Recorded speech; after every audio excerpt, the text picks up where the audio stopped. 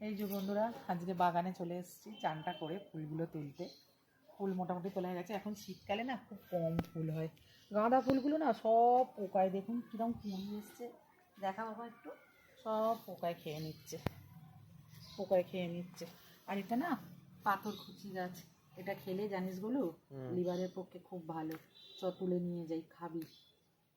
এগুলো খালি পেটে খেলে লিভারের পক্ষে খুব ভালো। কালকে খাবি, হ্যাঁ, খালি পেটে।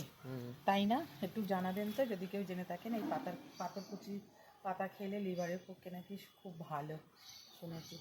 ফুল খুব একটা বেশি হয়নি বাগানে, সব গাছগুলো পোকায় খেয়ে নিচ্ছে।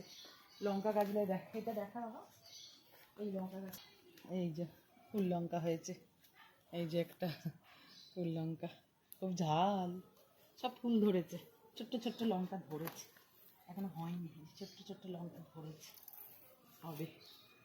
চলো, আরও গাছ বসানোর ইচ্ছা আছে, টব এনেছি।